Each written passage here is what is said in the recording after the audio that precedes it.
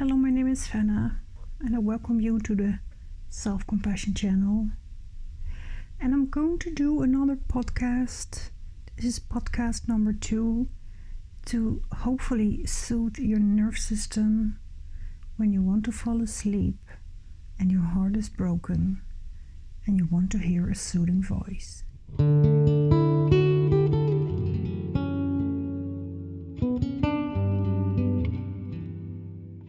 Like I said in my first podcast, the music you hear is called Fenna's tune. A friend written it for me and he recorded it for me when I was sad.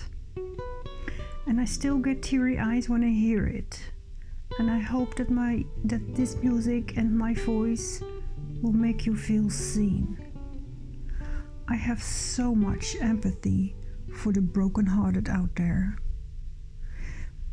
That's because since I'm more anxiously attached, I also grieve like crazy when my heart is broken. I don't just dust myself off after 2 days and then I move on. I die. I will function. I will go to work. I do my responsibilities. I take care of the people I have to take care of. But meanwhile, I die. At least that's what it feels like at the moment. And I think we can all agree that this is the worst feeling ever. Having to detach when not only your mind and your heart don't want to detach, but your whole body is in protest, wanting to reconnect. Even when you know that this is for the better, your body doesn't care. It sends all these stress hormones as a signal that someone important is missing in your life. Yeah, as if we didn't notice that. I'm just going to talk a bit about heartbreak, limerence, and attachment until you get sleepy, I hope. I am fascinated by grief and heartbreak, which is kind of the same thing, of course. But what defines the overall feeling of grief is not sadness. It's yearning. Yearning for the person, whomever that is, to talk to them one more time. To have them tell you it's okay, to see this person, to reconnect.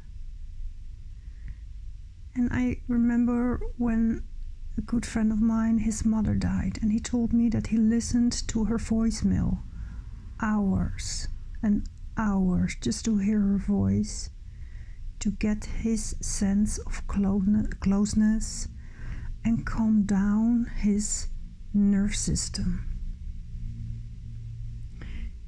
We are in an altered state when we are in grief. We don't only feel differently, we think differently about ourselves, about others, life, and the world in general. It's a slow and very painful detaching process. And I keep on stating this. Mother Nature intended to make it slow and very painful. If it would be quick and easy, we would be less careful to keep others around.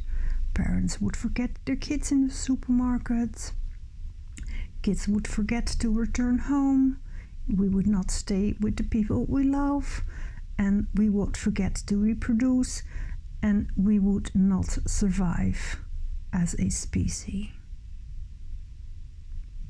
And I can talk on for hours and hours about how strong attachment is and why that is.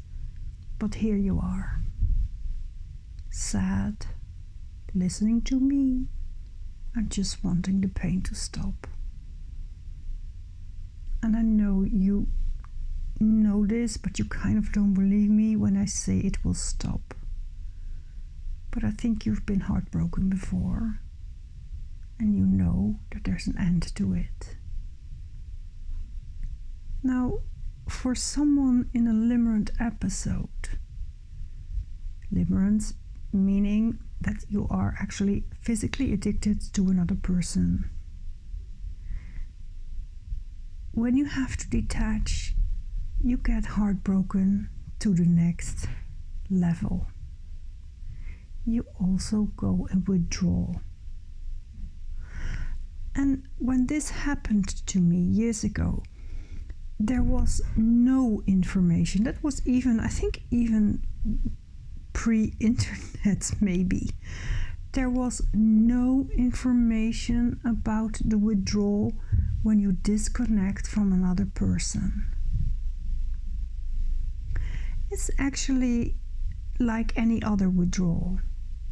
You can shake, vomit, sweat, have nightmares, tremble, and it's an overall very unpleasant feeling, very unsafe feeling in your body. Your nerve system wants its hormonal fix, and it's not getting it. And the hormones always want to come in balance. It's called homeostasis. So what goes up must come down, basically. And this process is so painful. Your hormones are so dysregulated. In the beginning, limerence feels great, your hormones go up, and after a while it feels awful and your hormones go down. Now, what can you do to regulate this hormonal imbalance? Well, nothing, of course, can take all the pain away immediately. But I kind of assume you knew that. It would be great, of course, to take a pill and the heartache would be over. Just skip a few months and go straight to the, oh my God, whatever did I see in this person's face? That would be great, but it doesn't work like that, and it shouldn't work like that. Like I said, it's a slow process. And of course, it's different for every person and situation. I've also been in grief process that relatively went quickly. Not always, though. But when I was in withdrawal, I really wanted to read other people's story who experienced the same. I wanted to feel like I was not the only one in the world who was experiencing this, even though it felt like it. And it was so severe, and friends also didn't really get it. It was not just a broken heart. I was in withdrawal. I was sick. My body was in complete stress, and my body was sick like I had the flu. And I empathize with anyone who went through withdrawal from alcohol, heroin, gamble, cigarettes, whatever you name it. I've been there. My addiction was not to a substance, it was a person. And of course, I cannot compare, but the fact that this was another human being instead of like alcohol made it extra hard. Well, at least that's what I thought at the moment. Again, I cannot compare. I never went in withdrawal from anything else. I could not talk to anyone about this. This was, like I said a while ago, there was no information about limerence or attachment problems. And heartache was, of course, approached like, oh yeah, that's life. You know, take it easy, you'll get better. I could not explain that I was sick, physically sick. And I could not check in a clinic somewhere like at Betty Ford, you know, to work on my limerence, because that didn't exist. It still doesn't exist, by the way. You could go to AA, but I never heard of an Limerent Anonymous. So this was a very lonely experience. And of course I could lean and rely on friends, and I did. But overall it was lonely when nobody gets it, And I was so sad that I could not find information on this. And I'm so glad and I'm so happy to see this changing. Slowly but surely, there's more awareness about limerence and how devastating it is. I can in fact still get emotional when I think about this period in my life, and I hope I can be your support. I wish I knew you to tell you that it's going to pass. I know hearing this can be annoying, but you know it's also true. This feeling, the feeling you're feeling right now, is not going to last. I made a video a while ago about the book Dopamine Nation. And what the writer, her name is Anna Lemke, researched and found out is that any addiction gets better after 4 weeks of quitting.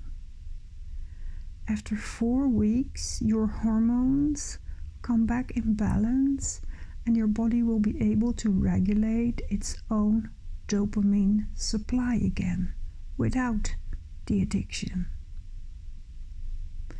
So that's something to look forward to, isn't it?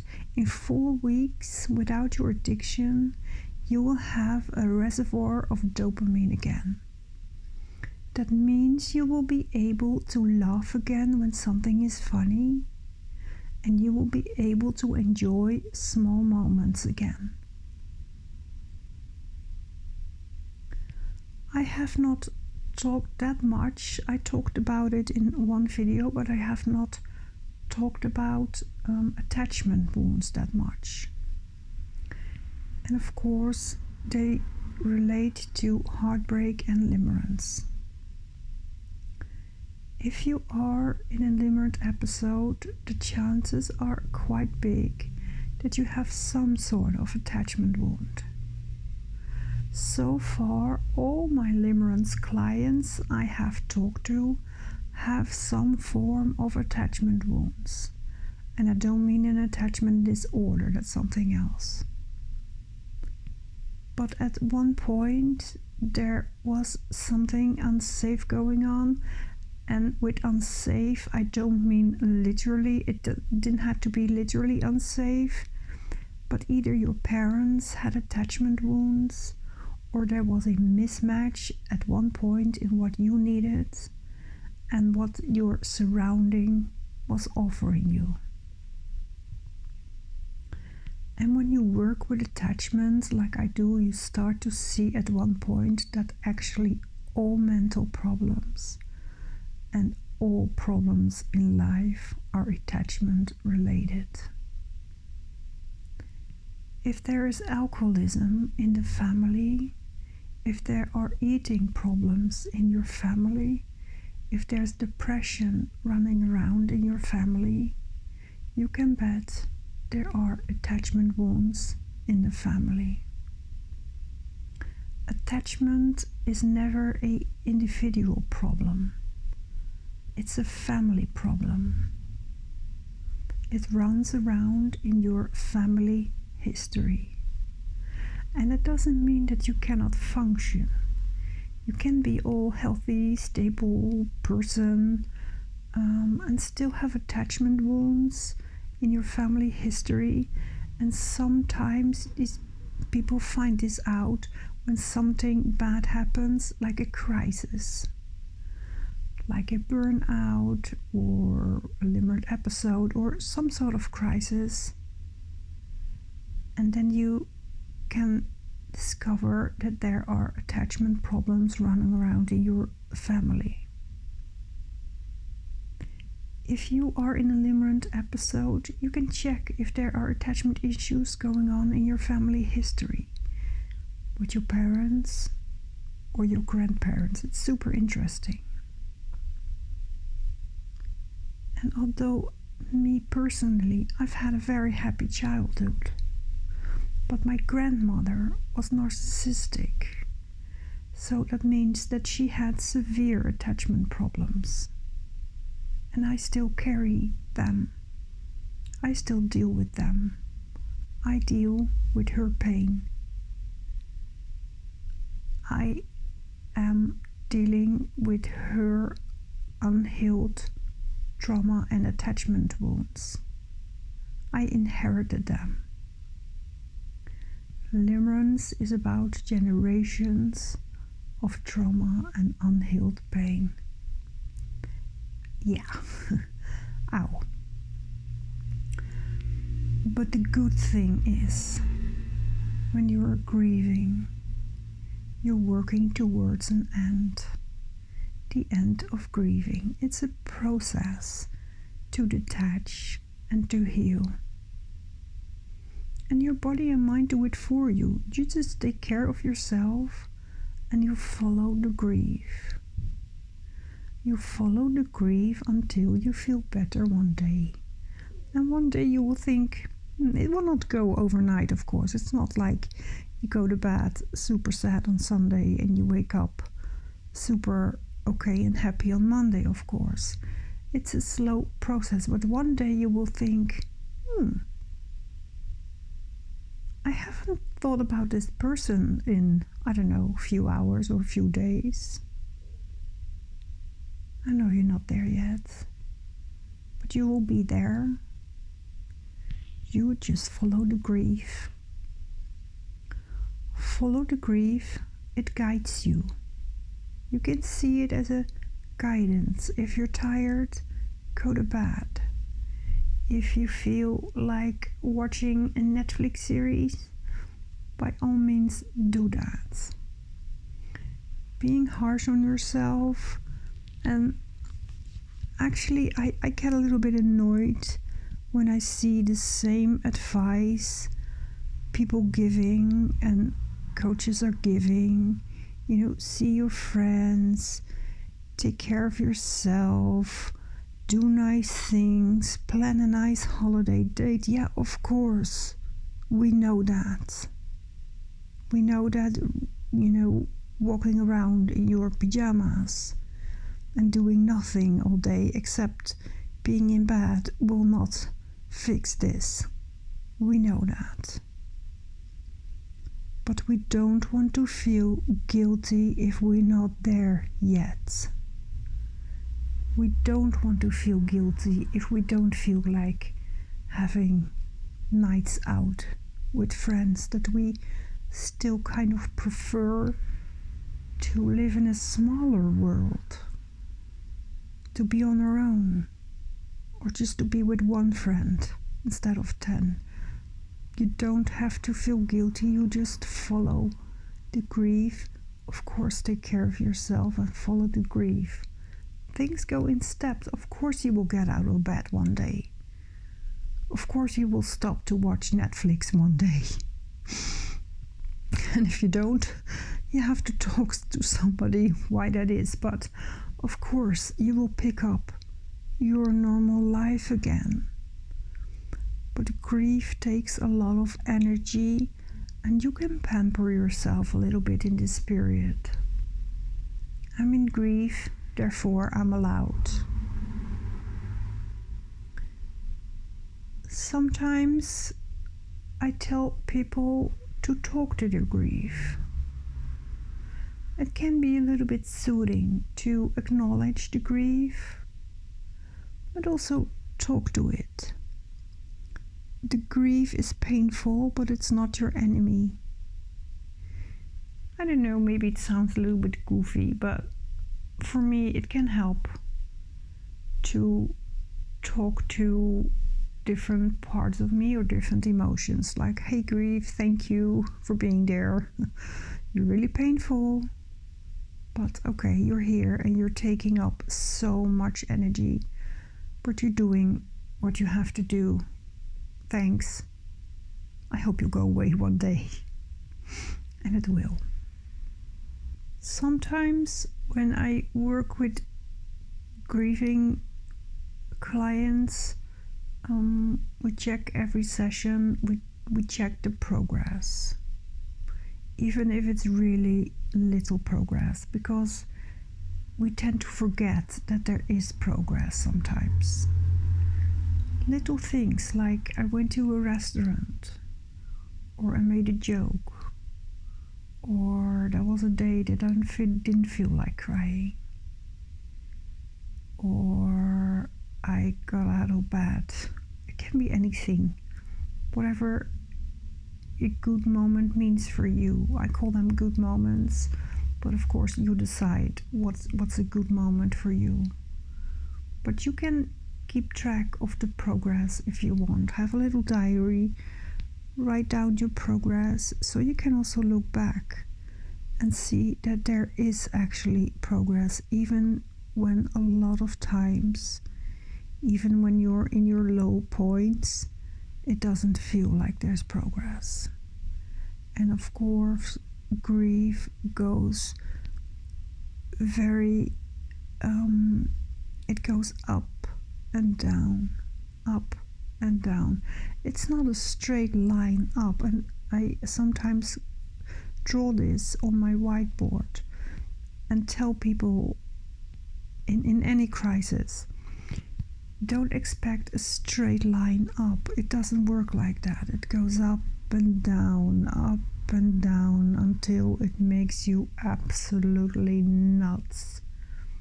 But even in the up and down, there is overall progress. And when you keep track of the progress, you can look back in a few weeks, look back for a few weeks, and then you can see, oh yeah, I kind of forgot, but I'm really a little bit better now. That's just a tip. You don't have to do this. You can just run its course. Grief knows what to do, but if it helps you to keep track of the progress, you can do that. Because again, when we are on our lowest points, we think that there is no progress, and it's a scary thought to think, okay, this is never going to end, because it will. I hope my podcast made you calm down a little bit. I hope you can fall asleep. I actually hope that you're already sleeping. And for now, I want to thank you for listening. Please, not now, but when you're awake, leave a comment what you liked or what you want, if you want more podcasts or certain subjects, because I really, really love to make these podcasts. For now, I wish you a calm, quiet night, and I hear you in another podcast. Good night.